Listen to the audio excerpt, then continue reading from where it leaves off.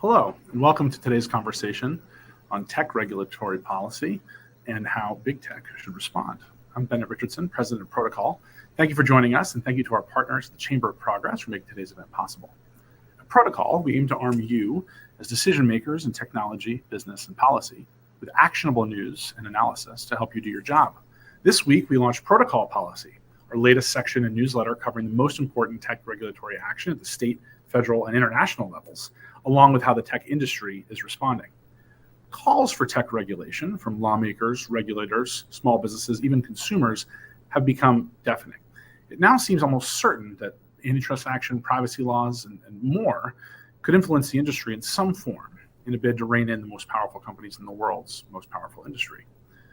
But those companies want a hand in shaping what that regulation looks like. And while lawmakers argue about what policy should actually look like, tech companies are able to change their behaviors and business models to prepare for what's coming down the pike.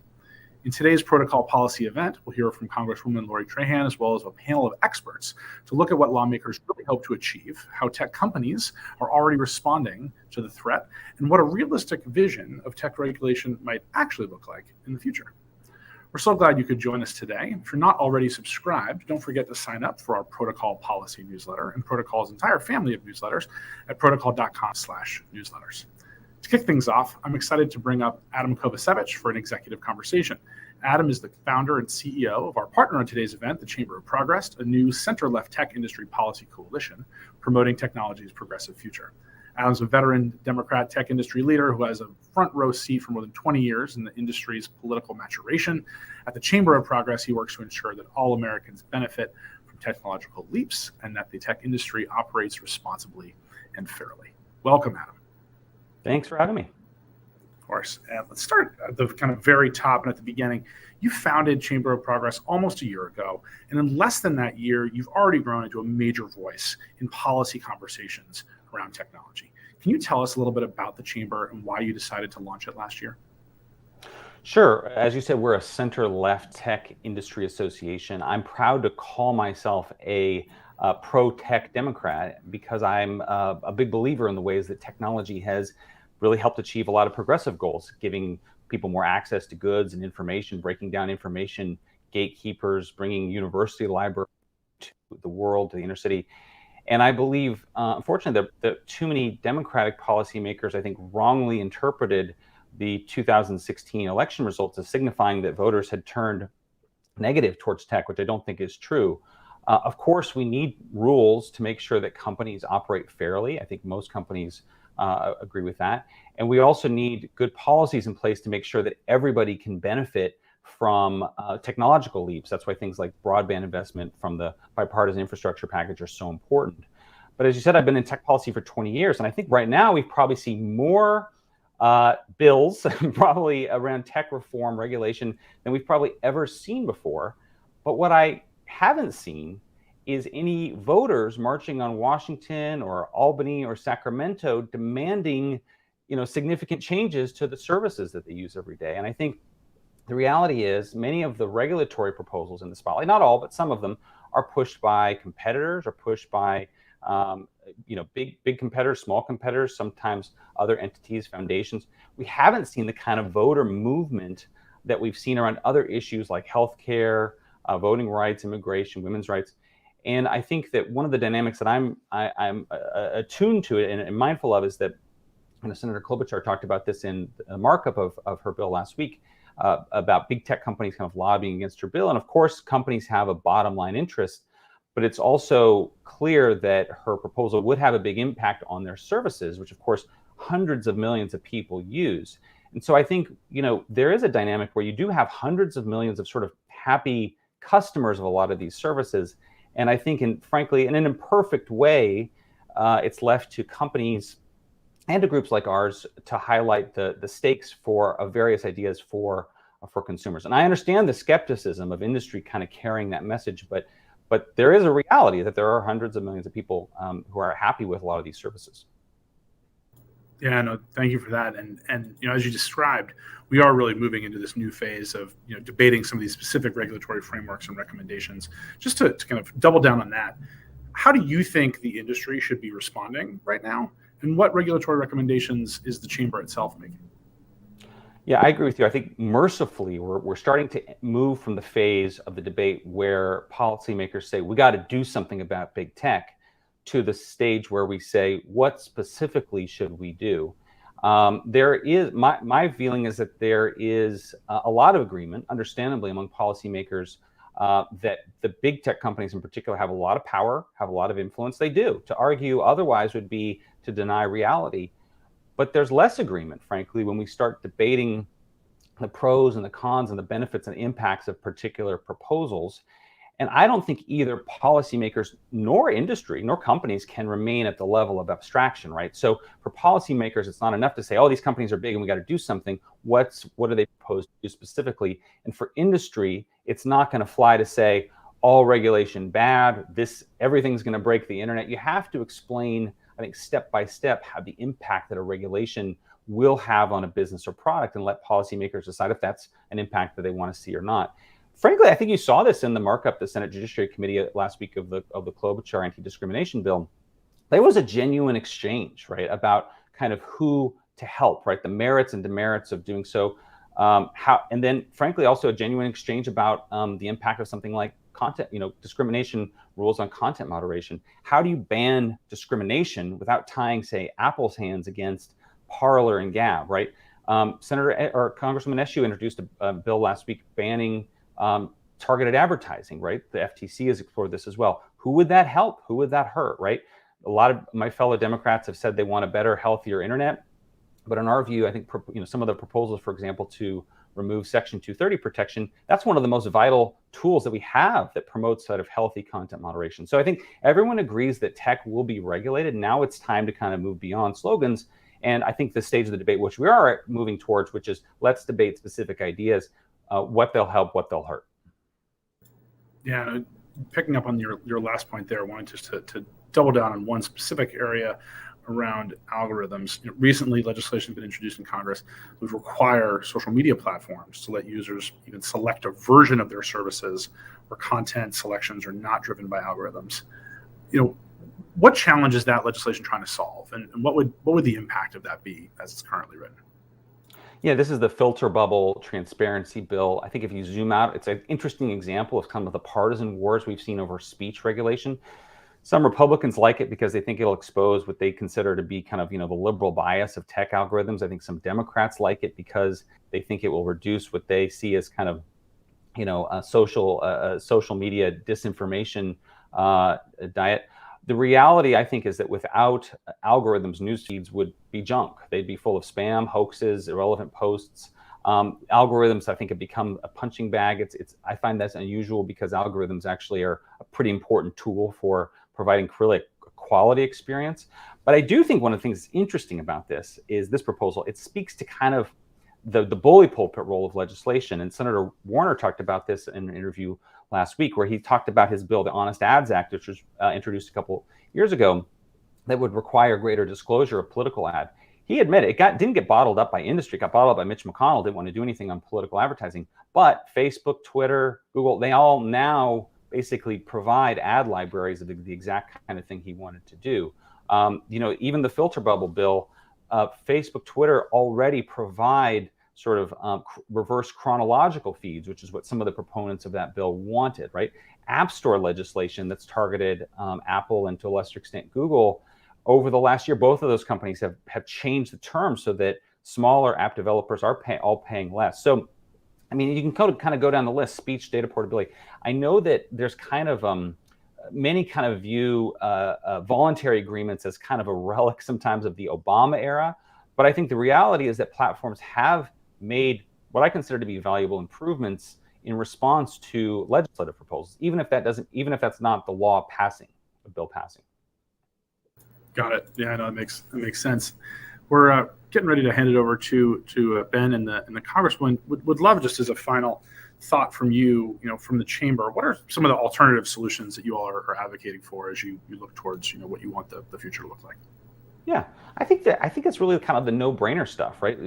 People want basic protections for consumers, help consumers make more informed choices about their technology. Let's make investments in the future. The polling that our organization has done has found that the most popular tech regulatory ideas are for Congress to finally do something about consumer privacy, do things about cybersecurity and hacking, helping businesses with ransomware attacks. But I also think people want to make investments. The bill that's moved in the House and the Senate to deal with kind of make big investments to match China's tech investments, that's popular. So let's do the things that have broad support, and I think that's a fairly long list. Definitely, it is a long list indeed. Thank you, Adam, for joining us today. Some really insightful thoughts to jumpstart the conversation, and really appreciate you being here. And thanks to the Chamber for your partnership around protocol policy in today's event. Sure thing. Now I'm excited to bring up Protocol Senior Reporter Ben Brody to start the show with his interview with Congresswoman Trahan. Ben, over to you. Thank you so much for that, Bennett. As Bennett said, I'm Ben Brody, a senior reporter on our policy team here at Protocol. I want to welcome you all to our event. Tech regulation is coming. How does big tech respond? Or as I'm calling it, the panel for people who already know the difference between an opt-in and an opt-out. Thank you very much. We've got a really full program, so I just want to dive right in. Joining me now for a fireside chat is Congresswoman Lori Trahan. She's a Democrat representing Massachusetts' 3rd Congressional District. She was elected in 2018 after stints in consulting at a digital ads company and as a congressional chief of staff herself. And she's the author of the Social Media Data Act on researcher access to ads, which we're proud to say she unveiled in Protocol. And she also recently introduced the Tldr Act on nutrition labels for terms of service and privacy, which the Protocol Slack definitely thought was the best name for a bill in a long time. Congresswoman Trahan, thanks so much for joining us. Thank you for having me, Ben. Absolutely. I want to start with some of the criticism of the Tldr Act. I saw some experts say that they thought the idea doubled down on the notice and choice approach to privacy, which kind of puts the onus on consumers to act as their own privacy advocates, choosing what data practices we're okay with. Some experts also worry that the bill could detract from the push for comprehensive privacy reform. I'd like you to address those criticisms if you'd like, but I also want to discuss more broadly whether you think your colleagues can get the big things done, namely privacy, or if the only hope right now is empowering consumers and researchers to navigate the status quo. Yeah, no, there's a lot in that question. I'll say that, look, the way I think about this is, when I think about the role that Congress needs to act, they need to act in a serious way. There's a three-pronged approach in my mind. There's the antitrust angle, right? Plenty of bipartisan action that we've already seen in the House and the Senate over the past year to rein in the dominance of these companies that have eliminated competitors and hurt consumers with no alternatives. There's the privacy angle. I think lawmakers on both sides of the aisle agree that we need to get comprehensive privacy legislation done. But the question is, how are we actually going to achieve that together? And then, in my opinion, the third prong and what has become in vogue, I think, when it comes to tech policy is transparency, which Congress has been less active on, but that we're seeing tremendous bipartisan support for in recent years. I mean, part of it is due, in no small part, to courageous folks like Frances Haugen, who know exactly what's going on inside these companies. She knows it's wrong, and she decided to blow the whistle. But part of it is due to the recognition that these companies have gotten a free pass for a long time, free passes that other industries simply don't get. And so that's where I've focused much of my time. It's why many of the bills that I've introduced, like TLDR and the Social Media Data Act, they get at the need for far greater transparency from our digital platforms. And look, I do think we need to work on the big stuff, right? We need to work on the comprehensive packages. But in the meantime, if we have bipartisan support, and it's not just bipartisan support, I mean, just this morning, 4 out of 5 Americans agree that terms of service are just unnecessarily complex and arcane. And if we can make it easier for consumers to understand what they're getting into before they hit that I agree button, then we should move that. We should move that forward so that we make progress wherever we can. Yeah, I'd love to talk about one of the other issues that I think that you've advanced kind of subtly. This is actually one of my kind of hot takes about tech policy. It's the work that you've done with Senator Markey and Congresswoman Castor. You've been pushing the Federal Trade Commission on teen privacy, not just kids' privacy, but I think you've subtly gotten the FTC to kind of put the companies on notice that they really have to start acting as if there are protections for 13 to 17-year-olds, not just up for the kids up to 13. Is there a model there in the way that you together kind of push the FTC and the powers that they have for tackling other issues that Congress might not have kind of closed the loop on? Well, look, the need for updated protections for our children while they're online, it couldn't be more obvious, right? I mean, if the fact that Copper is about to turn 25 years old next year isn't enough reason to support that, you don't need to look much farther than Facebook's internal documents, right, about Instagram's negative impact on teen mental health, especially our young girls that aren't much older than my own. But of course, those documents released by Frances Haugen, they showed that leaders at the company knew that Instagram was adversely affecting the mental health of young users, took little or no action to reverse it. And in fact, they tried to create a new version of Instagram specifically designed for kids. Now, fortunately, those plans are on pause, but we don't know how long they're going to be on pause, right? So that is the most glaring example of the need for updated regulations. And that's why we're seeing a strong flurry of action surrounding this issue. It's no surprise that the UK is already ahead of us with the age-appropriate design code. I'm working with Congresswoman Castor and Senator Markey to help close that gap. We've already called on large companies like Facebook and Google to make the same changes that they've already made in the UK here in the United States, and that should be a no-brainer. I'm a co-lead on Congresswoman Castor's Kids Act, and that would require that companies limit the harmful design features such as endless scroll. And then you brought up Senator Markey's COPPA 2.0 bill, and that would build on COPPA's consent requirements by prohibiting internet companies from collecting personal consent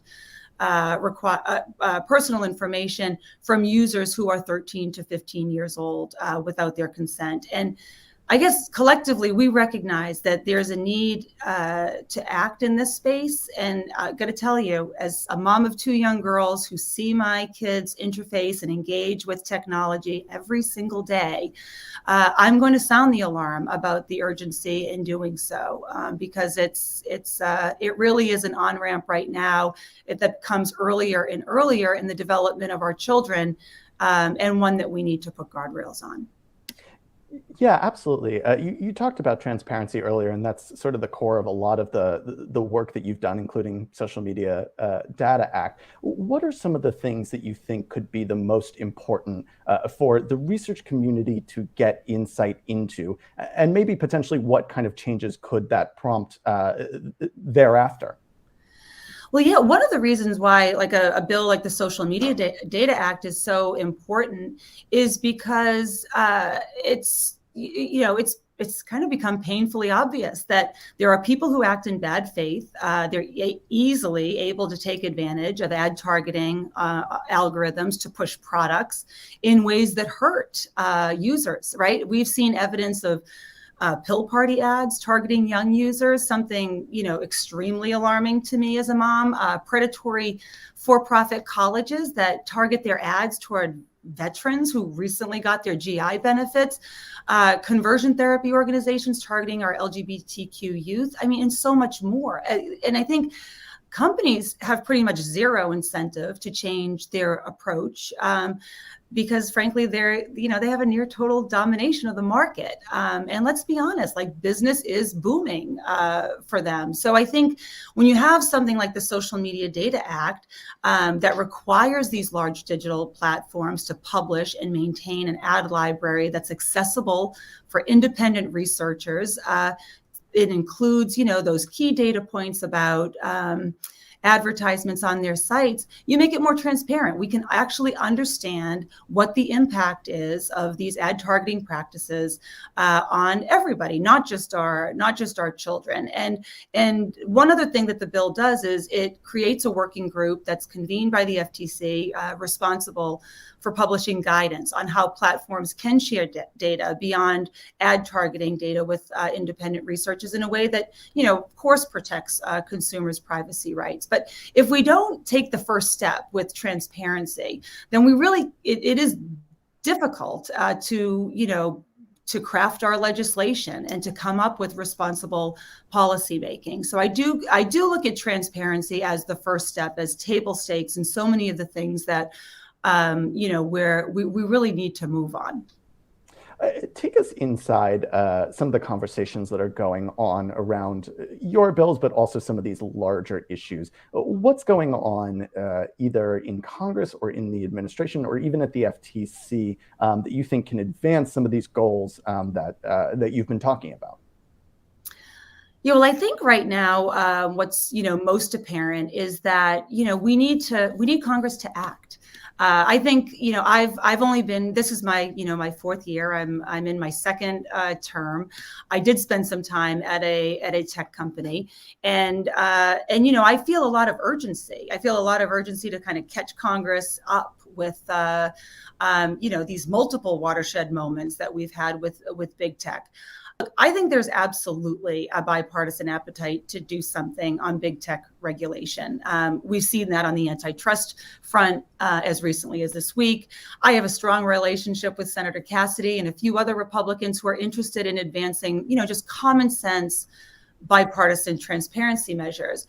But taking a step back for a second, I think there's a growing consensus among members who are really keyed in on tech policy in both chambers, that what you just, it's in responding to tech companies' crises needs to stop, right? It's like we lose credibility if we don't do something. And I think beating up on CEOs who are simply trying to run out the clock before they mark their calendars for their next hearing, it can be good TV. You can argue it's even part of the legislative process, but that can't be where action from Congress ends. If you tell these massive companies that they can essentially flout the rules and break existing laws that are already out of date, and the only punishment that they'll face is maybe 5 to 6 uncomfortable hours in front of a committee, they're going to take that deal every day of the week. And so we're done with fact finding. We have the internal documents, right? They show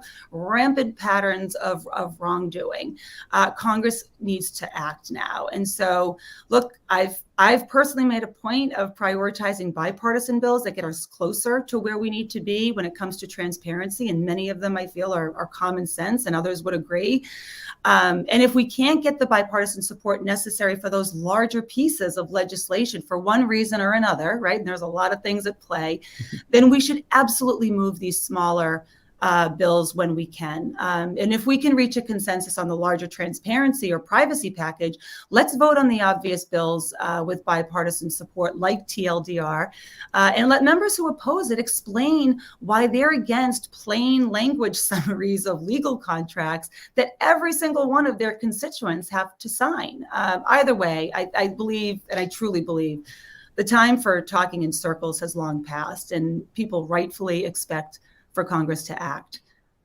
Yeah, I actually want to talk about one of the things that's happening because there is so much pressure for Congress, or at least for somebody to act. And where that's kind of happening now is actually on the state level. And so we have online privacy, but there's also content moderation, app stores, e-commerce, AI bias, biometrics. And there's, of course, the push for employee classification in your home state. How do you see that as a member of Congress? I think there's a tendency to applaud it. These are experiments in consumer protection. Somebody's doing something to fill the gaps. Yeah, and that's, look, I commend those states that have passed technology regulations over the past few years in the absence of federal action. I mean, they acted in Washington's absence and in the face of strong lobbying blitzes from large companies who want to maintain the status quo. That being said, it's so obvious that federal standards designed to protect consumers are essential. People shouldn't have to wonder, can I delete my data? I live in California, but my license says I live in Utah, and the data I want deleted was created when I lived in, who knows, Massachusetts. I mean, that's arcane.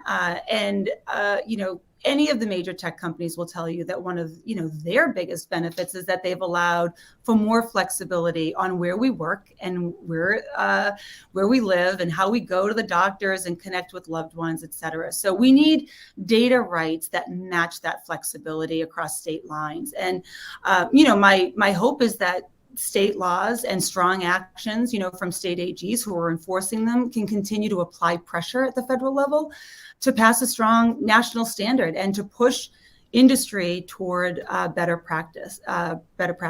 But, look, let's be honest, navigating one federal standard as opposed to a patchwork of state laws is just as good for businesses as it is for consumers. So I do think that pressure needs to continue. That's pretty much the time that we have, but I think that's a perfect setup for a lot of the issues that we're going to take on in the panel. So thank you so much, Congresswoman. We really appreciate your joining us for this session today. Thanks again, Ben. Thank you. All right, that means that it's time to bring on our panel. I'm really excited about how accomplished this group is. I'm not sure how they're popping up on your screen, but I'll go in alphabetical order and they can kind of raise their hands as I call on them. We've got Julie Brill, the Chief Privacy Officer of Microsoft and a former commissioner on the FTC focusing on privacy. Before that, she worked in the offices of 2 state attorneys general, I believe, Julie, on these issues. We've got Justin Brookman, Director of Consumer Privacy and Technology Policy at Consumer Reports. He was previously a policy director at the FTC's Office of Technology Research and Investigation. We've got Samir Jain, Director of Policy at the Center for Democracy and Technology, previously served in the Justice Department and as a Senior Director for Cybersecurity Policy at the White House's National Security Council under Obama. And last, but very certainly not least, we have Linda Moore, who is the CEO of TechNet, a trade group here in Washington that focuses on 50-state lobbying. She was a deputy political director in the Clinton White House and a senior advisor to Senator Evan Bayh. Welcome all. Julie, I kind of want to start with you because I think you are the segue from what the Congresswoman just spoke about, and then we'll open up this question to the whole panel. Companies generally want that consistency that the Congresswoman was talking about, and so they tend to look askance at state regulation because, of course, it can vary a lot between states. But with Congress falling behind, states are one of the few places where you can get any rules of any kind, and it's a place where the tech industry can build some trust. So the subtitle of this panel is How Does Tech Respond? Take us inside an international mega corporation analyzing some of these pushes. How do you think about them, and are there any that you think should move forward if Congress can't act? Sure. Well, first of all, thank you, Ben, and thank you to Protocol for inviting me to this really interesting discussion. The Congresswoman and you set up this point pretty well, which is ideally Congress would act in a number of spaces in order to create rules that apply throughout the country, rules that would protect individuals, would garner more trust in the technology industry, and really help U.S. competitiveness when it comes to regulatory requirements. But in the absence of Congress acting, the states are going to move forward. We've seen that in the data breach notification area, where for many years, people called on Congress to develop a federal law. But in the meantime, we have over 45 states, I believe actually now all 50 states with laws on breach notification. We will probably see the same thing with respect to privacy, comprehensive privacy, if Congress does not act. Now, what companies, I cannot speak for all companies, but I can tell you Microsoft's approach is that we believe that there needs to be appropriate regulation when it comes to privacy, when it comes to facial recognition, and when it comes to other AI systems, because we think that the public and the world will have more trust in the technology and more trust in the United States if there are sound and strong regulatory responses. So we engage at the state level. We are talking with states that want to adopt privacy regulation, privacy laws. We also were deeply supportive of Washington State's provision and really unique bill around face recognition used when it's used by governmental actors, which is a really innovative law that I would love more states to sort of look at and think about how they can adopt as well. Is it difficult for companies to navigate when the laws are a little bit different? Yes, it is. But I do think the state laws will hopefully provide additional incentive for Congress to act. If I could just say one other thing in this area, Ben, not only are the states acting, but the world is acting. We have Europe adopting laws, we have India adopting laws, we have Brazil and China. And if the United States doesn't move forward, whether at the state level or the federal level, these norms will be defined for us. And they'll be defined elsewhere. Some of them are going to be good, but some of them might be more troubling. And so that's another reason why the United States really needs to act for that global thought leadership that the United States needs to bring. Yeah, can I invite anybody else in on the state Congress push-pull and consistency and trust? I'll jump in. I really want to actually start with Julie's last point, which is that I think that you can't really have this conversation without really being conscious of what's going on around the world, and particularly right now in the EU, where you've got, obviously we saw the model with GDPR in the privacy arena, where that became a model for the world and influenced substantially how privacy is. How consumers experience privacy here in the United States. But we're seeing that again. We've got the Digital Markets Act and the Digital Services Act, both of which are almost certainly going to pass in the EU this year. We've got the AI Act coming up right behind that. And those are going to become the models for the world that the world are going to follow. And moreover, for these large global companies that have to comply with those laws anyway, for operational and consistency reasons, a lot of those practices are going to end up governing how they treat U.S. consumers as well. And so if the U.S. wants to have a say, if the U.S. wants to have an alternative model when it's competing with China, for example, and influence over tech policy, there's so much discussion of the U.S. versus China kind of relationship. We don't have an alternative model to go to other nations with right now on privacy, on tech policy, because we don't have that in the United States. And that puts us at a significant disadvantage vis-a-vis China, I think. So I think there are all sorts of international reasons why we need to be moving at the congressional level. I agree with that. And I will just focus on the state element of it, because as you pointed out, Ben, TechNet, in addition to working on federal policy, does 50 state level advocacy. And what we're seeing is this growing patchwork of privacy laws around the country. California was first in 2018, but that bill has been amended 12 times and has gone through 5 rounds of regulatory changes. So you can see a situation there, right, where people think, oh, California has a privacy law, that's done. No, it's continued to evolve and evolve and evolve, which is providing more uncertainty for consumers and also more uncertainty for businesses to try to deal with those changing and evolving regulations.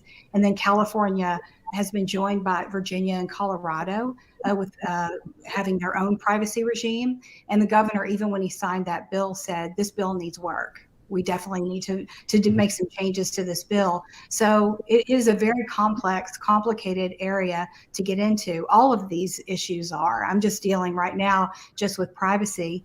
And just this week, we joined with ITIF in touting a study that shows that this growing patchwork of state-by-state privacy laws will cost the country $1 trillion over 10 years. And $200 billion of that is borne by small businesses. Our larger corporations have the resources to deal with these varying regimes in all these different states on all these issues. But what we really worry about are those small businesses who will say, okay, I have to deal with 1, 2, 3, now 10, now 12. It's at a certain point, they don't have the resources to deal with the compliance and the tracking and the attorneys. And also, if there's not, the private right of action that is precluded in there, they're also exposing themselves to litigation. So we're very much out front in touting a national privacy law that preempts the states and also has attorney general enforcement. And those are the very same things that GDPR did and that California did. Those are sound policies. So I will just say that, we're very concerned about this growing patchwork, and we really do want Congress to act, just as the Congresswoman on the panel before you said. Justin, I want to bring you in on this, but I kind of want to actually put something else on top of this, which is the other federal option. It's the role of the FTC. The Commission seems all but guaranteed to try to use its authority to regulate unfair practices to take on digital privacy or quote unquote data abuses in some form. It's a gargantuan undertaking. It's going to be very controversial. I know you've been very active in it. Walk us through what you think is, first of all, most urgent, but also maybe most legally sound that the FTC can do here. Yeah, briefly on the, the previous question, I think we all agreed it would be ideal if we had a strong federal. We may disagree in the varying of strength, but it just seems incredibly unlikely, in this year, in the medium term. So as Linda said, we've been spending most of our time at the state level, and that's where all the action is right now. There are hearings in Maryland and Washington this week, and Alaska, and it is overwhelming. But in the absence of the federal government acting, I think it's incumbent upon the state to do something, like Julie said. Now on FTC rulemaking, the FTC has a lot of latent powers it hasn't historically used, and so there's probably like two potential methods of rulemaking authority they might use. Accountable Tech asked them to ban surveillance advertising, right, under its unfair methods of competition authority. They've had it for like 80 years. They have very rarely used it. It's not really been tested in courts what it does. They've done more. Traditionally, their privacy enforcement has been under the general purpose consumer protection, don't commit unfair or deceptive acts or practices. They also have rulemaking authority under that.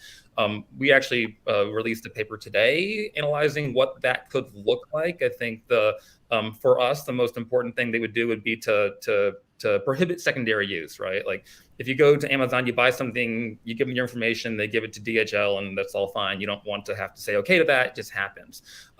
It's the other stuff, them selling it to data brokers, using it for cross-site targeted advertising, that they should crack down on. And so it's similar to the Accountable Tech petition under UMC. I think unfair methods of competition. Unfair methods of competition. I'll stop using acronyms now. I think you can make a strong case either way. I think we and other advocates would be flexible which way they go. The one key difference is unfair methods of competition. They have traditional APA rulemaking, Administrative Procedures Act, which means they can go a lot quicker. If they were to go under unfair methods of competition, unfair practices, it could go on for years, right? And so it would be the start of a conversation. It might jumpstart Congress, or it might be something that leads to rules in 5 or 6 years. Julie, I really want to bounce that to you. You've been in the trenches making these decisions at the FTC. What are the considerations there? And is a ban on secondary uses? What do you think are some of the considerations that might go into that kind of rule? Sure, I think. One of the things that is important to understand, as Justin rightly pointed out, is that much of this, if it is considered under Magnuson-Moss, the sort of unfair and deceptive acts and practices prong of the FTC Act, and rulemaking moves forward, it will be long, it will be cumbersome. The agency has taken some steps over the past year to try to streamline that process, to set up a slightly more streamlined process, but at the end of the day, it's going to be cumbersome. The other interesting thing is that whatever is adopted does need to meet a harm test, that either the practice that it is addressing is deceptive or is unfair. And at the end of the day, some of the most critical issues that Congress is dealing with in terms of, adopting a comprehensive bill, such as redress for individuals, how to establish a redress mechanism or framework, which might include private right of action, but could include injunctive relief, could include the ability to get restitution, should definitely include, penalties from state AGs as well as the federal regulator. But at the end of the day, a regulation can't really address that issue. It can't set up a regime for obtaining redress, for giving consumers the ability to obtain redress. It's really all about the agency's enforcement and then obtaining penalties. So there's a certain irony there that if the FTC were to move forward and develop rules, it might fill some of the gaps, but some of the critical issues that Congress is grappling with, the agency can't really address and does need to be addressed by Congress. One other thing I just want to say super quickly, having spent nearly 2 decades at the state level dealing with legislation, data broker legislation, data breach notification legislation, et cetera. I think we all need to understand that the states do operate as laboratories of democracy, for sure. And one of the benefits of the laboratories of democracy is the principle of iteration. And I think that the concept of iteration is really important when we're dealing about principle-based rules like privacy. And so I think one of the stumbling blocks that's going on in Congress right now is everyone wants to get a perfect bill because they're worried they will never have another shot at it. And while there might be some reality about how long it will take Congress to review things, you can actually build that into legislation through sunsets and whatnot. We need to get much more comfortable with the concept that this is a learning process. We're on a journey and we need to iterate to get it better and better. And that's what the states are doing. That's what California is doing. We'll see the same thing in Virginia, the same thing in Colorado, and the same thing if Florida, New York, and Ohio go forward as well. Yeah, Linda, I want to put that to you a little bit because a lot of the delays on privacy have been political splits between Republicans and Democrats. But industry has had its concerns and expressing those has sometimes delayed things. I'm wondering if now the time horizon has just gotten so long and the threat of patchwork is so great that what you are willing to accept is maybe evolving a little bit. And maybe if you could also take us inside some of those conversations that you guys are having. I know you're leading a coalition to push for privacy legislation with the US Chamber. How are those conversations going? And is it changing what you're willing to accept at this point? Yeah, I don't know if I would say it's changing what we're willing to accept. It sounds like it's sort of open warfare or something like that, sort of adversarial. We take our responsibility of working with policymakers and educating them on what can work in the real world. An explanation of what is it you're hoping to achieve, senator or representative, and let us help you figure out how best to do that in a way that is functional with the technology, with the companies, and also is going to have the intended effect on consumers and on businesses. And so one of the things that you can imagine that, everyone is concerned about within the companies is interoperability. So once you do have California and GDPR, you also want to make sure that Virginia, Colorado, and others to follow, and more than half the states have put forward multiple privacy bills. They just haven't all passed yet. Is the ability for all these things to work together. So improving the system, not making the system clunkier, that especially for those small businesses who just want a clear understanding of what are my responsibilities, what do I need to do and adhere to. And for consumers, you've got, even in the DC area, you've got people moving from Virginia, Maryland to DC, and the privacy regime could change between all three of those areas, right? So consumers want to know, well, why is my experience with the internet and what I'm trying to engage with changing, or why does it need to be different as I move around? So that one standard operation, is important for both sides, consumers and for companies. So we'll continue to work in good faith with these policymakers at the state level to produce the best possible privacy bill that can possibly be crafted with all those things in mind. But you're absolutely right. There is a partisan split on the things that they look for. And so, for example, at the congressional level, you will see that there's generally, not always, generally a split of private right of action and preemption. Those are really the dividing lines between Republicans and Democrats. And you'll see some of those things at the state level too. And then also what's been caught up in all this too, and this gets a little bit into sort of Section 230, is all the content moderation bills that we've seen this year, which are sort of a part of the same kind of political dynamic. I want to get to 230 and content moderation in a bit, but before we get off of privacy, Samira, I want to bring you in on maybe another issue within privacy that I think was kind of maybe a bit on the sideline before the pandemic when we were really grinding on privacy, and that's the role of civil rights in privacy. So you think about, a company has collected my zip code. It's probably a reasonable proxy for my race. Can they use that information to target a housing ad toward me? What do we have to do to make sure that a privacy law adequately tackles these issues, particularly as they exist at AI scale? Yeah, no, I mean, from our perspective of federal privacy law, it's critical that it include provisions dealing with civil rights and discriminatory use of data, and making clear that particularly in some of those areas where, we have traditional civil rights protections, whether it's housing, education, credit, and the like, that it's clear that you can't use data, whether it's to target ads in a discriminatory way, whether intentionally or in a way that has disparate impact.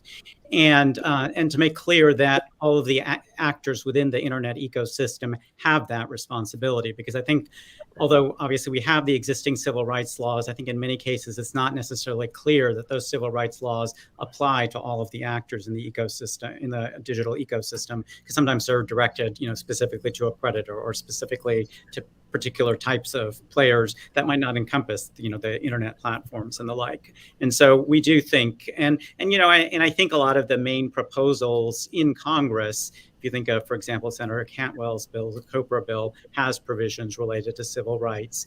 And even Senator Wicker's bill on the Republican side, although I think what's in there is inadequate, it at least has a recognition of the need for application of civil rights in the data context. So I think there's growing recognition that any federal privacy law really does need to deal with the discriminatory use of data.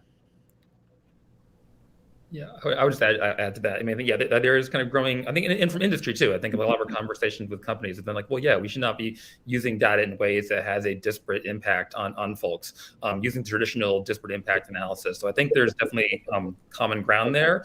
The other piece that you're starting to see folks make steps towards regulating is like internal AI systems, requiring companies to have systems to test for bias. So you saw the Algorithmic Accountability Act a couple of years ago. There's also been similar state level bills, again, the states taking actions in California and Washington state to try to require, maybe at least at the government level, where they can have an outsized impact on folks. But again, this is forcing folks to think through when they're deploying AI, not just throw up their hands and say, it's AI, we don't know, but to have deliberate processes in place to try to account for bias issues from the beginning. And we're seeing these issues arise not just in the United States. Ben, you put it very well. These are issues that really they existed before. When I was at the FTC, we wrote reports about this. When Justin and I were at the FTC, I should say, we wrote reports about bias in data and the problems there. But the pandemic has brought these issues even further to the limelight. And as Justin said, there are businesses, Microsoft is one, where we absolutely agree that responsible data use is the concept we should be focused on, not just privacy, not just data protection. And when you're talking about responsible data use, you have to also include civil rights and bias and similar issues. But what we're seeing in Europe, which is proposing now a very immersive and comprehensive AI Act, which is really a mirror image of the GDPR, where you'll see a lot of corporate company accountability, data controller and data processor requirements around how AI should be used, especially with sensitive use cases, et cetera. These are the kinds of things that are going to move forward. And we will see, I believe, we will see AI regulation in Europe. We will also see it in Brazil, which is moving an AI framework from the House to the Senate in the Brazil congressional system. And so we are going to see this regulation around the world. And again, I think it's important for the United States to say, what's the appropriate thing to do? can we reach a middle ground? And as Justin said, I do think there is a clear middle ground between advocates and companies that want to engage in responsible data use to try to drive some of these solutions. Yeah. So Linda, I want to go back to some of the Section 230 and content issues that you were bringing up. This is the perennial topic of tech policy panels for a couple of years now. It seems like things moved a little bit away from Section 230 as people realized that Democrats and Republicans were fundamentally at cross purposes.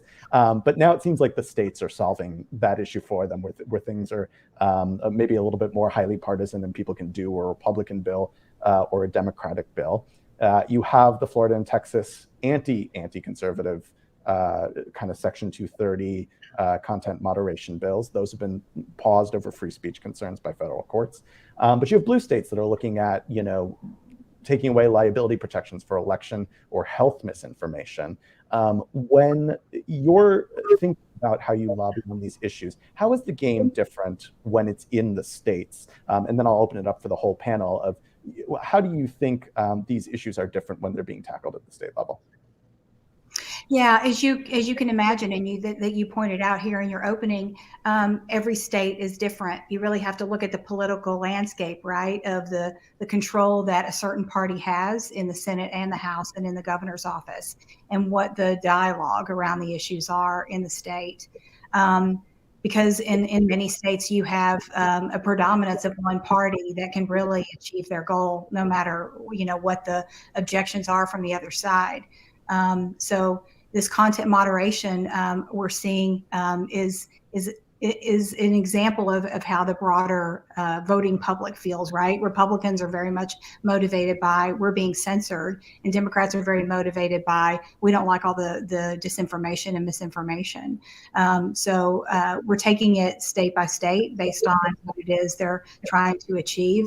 And, getting into Section 230 is very much getting into federal territory, but that's not stopping the states. They want to try to get achieve their goals on this. And they're even getting into antitrust and to targeted ads and a whole lot of other things that really should be in the domain of Congress or the FTC.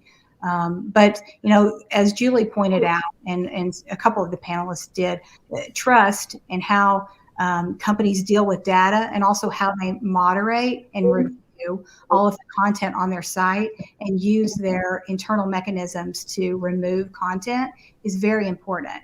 And so one of the things that we've really focused on is that some of these bills would prohibit companies from doing the right thing, from reviewing and taking down content that children shouldn't see, that no one should see. And that's, I don't think, really what they're trying to achieve, right? So that is where you've seen, the tech industry coming back and saying, you're trying to pass a bill that's actually more harmful than the status quo, because we have all these, especially the large companies, all these things in place to protect people from seeing things that they shouldn't see. And then you've got the legal side of it too, of that we're seeing enjoined by the courts. So it's a very complex issue here. But what really needs to happen too is just more dollars put towards enforcement, because the companies themselves put forward to enforcement the people and actions that they think that they should really look into and go after. And they do not have the resources to go after even a percentage, a reasonable percentage of what the companies themselves put forward to say, you need to look at this. Yeah, this is an area I think that is in the United States particularly complicated because of the First Amendment, right? Because we've seen obviously the Texas and Florida laws halted because of First Amendment, I think warranted First Amendment concerns.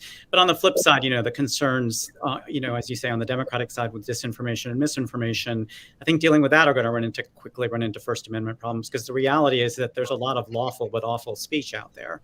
A lot of what people want to stop as disinformation and misinformation nonetheless is protected by the First Amendment, because most lies, frankly, are protected by the First Amendment, except for narrow cases. And for that reason, this is another case where I think we've obviously struck this theme where you're actually going to see Europe move ahead much faster than the United States, because Europe doesn't have the First Amendment constraint. And so with the Digital Services Act, that's moving through pretty quickly, imposing quite a few regulations on content and obligations in relation to content moderation. This is another area where Europe is going to move ahead, and at least the large players who play in Europe are going to have to start complying with that, and I think inevitably will affect sort of how they do content moderation here in the United States and other places in the world too. Yeah, I mean, I think you're right. I mean, I think Ben and Linda are right. There are definitely cross purposes in how people want to tweak 230, whether you want these companies to take more of a role, more of a gatekeeper role, or less of one. I think we come down the side that we think platforms should take more responsibility for some of the nonsense that takes place on their systems. And we've actually seen maybe less of that at the state level than I might have expected. But so I think things like transparency. I think Representative Trahan's bill is thoughtful to try to a little more insight into what these companies are doing. A requirement to take some reasonable measures to remediate. You've seen a little bit on data security, I guess, a related issue, but not a ton at the state level. I guess one area where you've seen some action is on platform responsibility for dangerous products, like when Amazon sells a hoverboard from China that then burned someone's house down.